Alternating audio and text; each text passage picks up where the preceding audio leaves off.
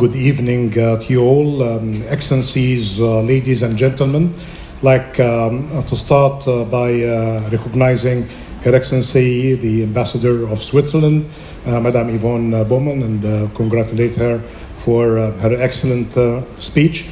And of course, to recognize Mr. Kamal Abdel Malik, the chairman of the Swiss Chamber, and all of the members of the Swiss Chamber. And of course, I'd like to recognize the honorable ministers, Minister Ahmed Samir, Minister Mahmoud, and all of the former ministers as well attending with us, the ministers of local development, communication and information, CIT, and the former minister of information, to all of those who served our countries, not just the ministers, but those who are working hard in public service, in the business sector, and in the partnerships, to recognize the wonderful idea of having great musicians and artists, the great Al-Wafa wal-Amal, and please recognize them.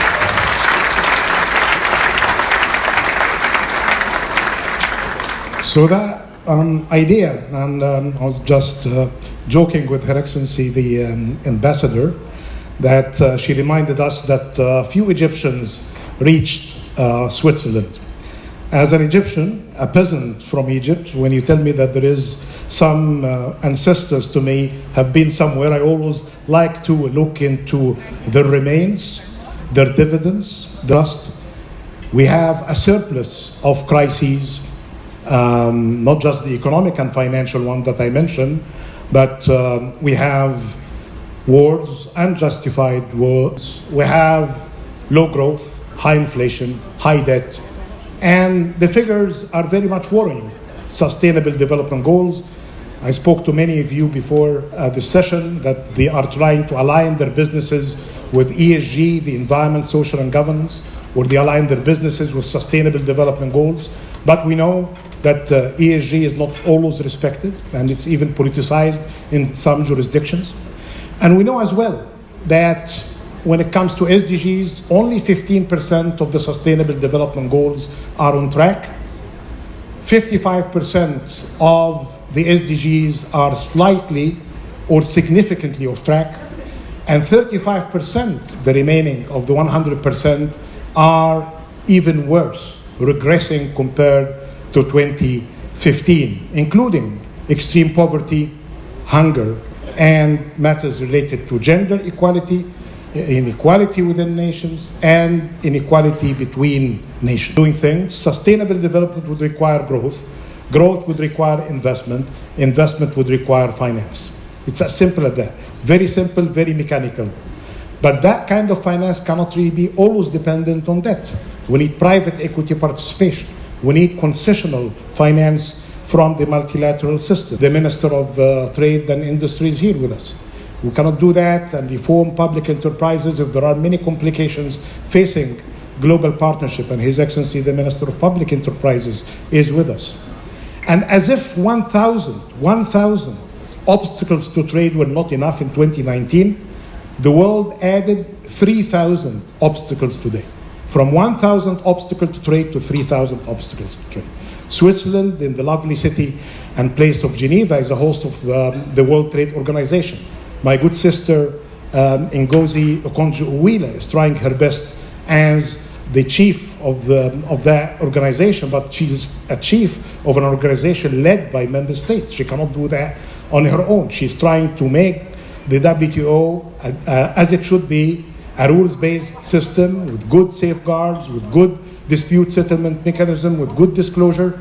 But some of the incumbent powers and some of the emerging powers refuse to play game. And many of us, I wouldn't say just the middle-income countries like Egypt, but even the high-income countries like Switzerland might be harmed by the unintended consequences of these trade restrictions, investment restrictions. We cannot do our business with such complication facing our lives, especially for the medium-sized enterprises that may not really have a great deal of maneuvers to deal with these issues. Again, what could be the solutions? My very visit here to my home country can provide three possible solutions. Good services here and there, but basically for a vast country with 100+ million people like Egypt, with the variety of the 27 governorates that could be 27 engines of growth through localization of sustainable development, through industry, through trade, through more investment in farming, in agriculture, in partnership, based on international standards, the country can be even doing better. I know that there are some great, and I had the chance to speak to most of the members of the board of the chamber. Many of them are located on 6th of October, 10th of Ramadan, and in some of the new cities. But Egypt is beyond that. And we know that 27 governorates could be massive, 27 engines of transformation when it comes to localization of development, investment, and competition, that this is the new way that this country is going to be seeking in the future. More dependence on investment, economic growth with export orientation by leveling the playing field between the public sector, public enterprise sector included, the rest of the state-owned enterprises included, and the private sector. One of the initiatives that I'm very much proud of is the Green Smart initiative that is being conducted smartly and with great minds and efforts behind